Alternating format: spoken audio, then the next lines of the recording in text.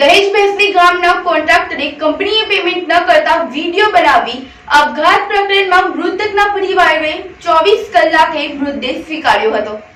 ભરૂચ જિલ્લાના દહેજ પંથકના ભેંસલી ગામે રહેતા અને મૂળ રાજસ્થાનના ગણેશ સિંઘે કોન્ટ્રાક્ટર તરીકે લેબરોને એક ખાનગી કંપનીમાં કામ અર્થે સપ્લાય કર્યા હતા। દહેજની એક કંપનીએ કોન્ટ્રાક્ટરનું મોટું પેમેન્ટ દબાવી રાખ્યું હોય અને તેને ટોર્ચરિંગ કરવામાં આવતું હોય તેવા આક્ષેપ સાથે કંપનીના ટોર્ચરિંગથી ત્રાસેલા અને પેમેન્ટ ન કરવાના કારણે આખરે કંટાળેલા ગણેશ સિંઘે પણ કંટાળી જઈ પોતાના મોબાઈલમાં વિડીયો બનાવ્યા હોય અને કંપનીનો ત્રાસ હોવાના આક્ષેપ કરતા વિડીયો બનાવી પોતાના જ ઘરે ગળે ફાંસો ખાઈ જીવન ટૂંકાવી લીધું હોવાની ઘટના સામે આવી હતી।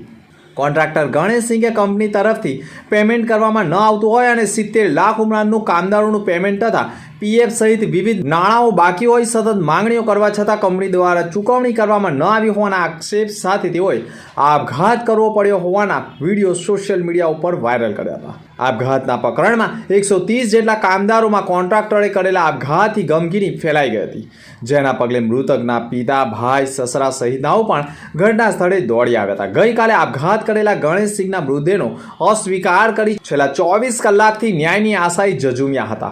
અંતે આપઘાતની દુષ્પ્રેરણા આપનાર કંપની સત્તાધીશો સામે દુષ્પ્રેરણાનો ગુનો દાખલ કરવાની માંગ સાથે ભરૂચ જિલ્લા પોલીસ અધિક્ષક ઇન્ચાર્જ ચિરાગ દેસાઈને પણ રૂબરૂ રજૂઆત કરી હતી।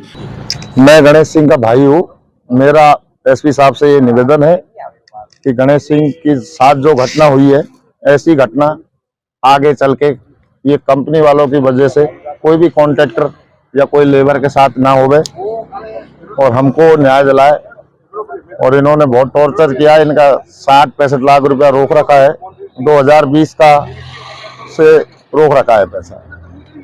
और 16 तारीख 17 तारीख को मांगने गए, 17 को 18 को मांगने गए तो 18 को तो गाली गलौज दे के भगाया है कि तुम्हारा कोई पैसा नहीं है, तुम्हारा काम और बंद कर दूंगा मैं कल से। फिर जाके ये घटना उन्होंने की है। कल से आपका ये भाई का मृतदेह कहाँ है और क्यों नहीं उठा रहे? हॉस्पिटल में हमको न्याय नहीं मिलेगा जब तक हम डेड बॉडी नहीं उठाएंगे। અને પોલીસ તરફથી પણ ઝીણવટભરી તપાસ કરી કાયદેસરની કાર્યવાહી કરવાની બાહેધરી આપતા આખરે મામલો થાળે પડ્યો હતો।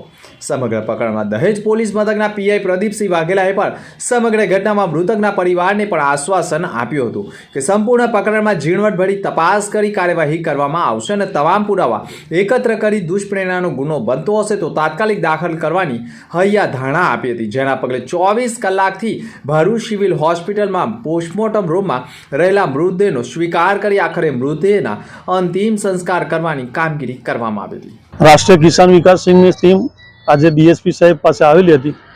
ખાસ તો મુદ્દો એ હતો કે જે ભેંસલીની જે રિલાયન્સ કંપનીમાં ગણેશ સિંઘ નામના એક કોન્ટ્રાક્ટરે જે સુસાઇડ કરેલું છે તેના અનુસંધાનમાં એના જે 3 વિડીયો આવેલા છે એ દર્શાવે છે કે ખરેખર આ કંપનીની સામે અને જવાબદારો સામે અને 306નો માનવ વધનો ગુનો દાખલ થવો જોઈએ એ અમારી રાષ્ટ્રીય કિસાન વિકાસ સંઘની માંગ છે।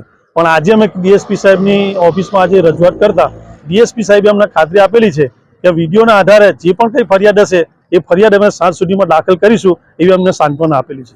આ જે આપઘાત કરનાર છે એને જીવ તો ગુમાવી દીધો, પણ એની પાછળ કેટલા લોકોને તકલીફ પડી છે? જે મજૂરો હોય છે, કામદારો છે, એના ખરેખર તો એના 8 નીચે 180 કામદારો આ કંપનીમાં કામ કરતા હતા। એને પગાર ચૂકવવાનો હતો। કંપનીએ 4-6 મહિનાથી એનું લગભગ 90 લાખ રૂપિયા જેવું પેમેન્ટ એનું કંપનીમાં બાકી હતી અને ચારે બાજુથી પ્રેશર થવાથી આ ભાઈ બને આ પગલું ભરેલું છે। ખરેખર તો આગલા દિવસે કંપનીના મેનેજમેન્ટ પાસે પણ આ ભાઈ ગયેલા અને ત્યાંના કર્મચારીઓને ધમકાવીને કહીશું કે તું અહીંયાથી જા, નહીં તો તને પણ કંઈક મારી નાખીશું એવી ધમકી પણ આપેલી હતી, બરાબર છે।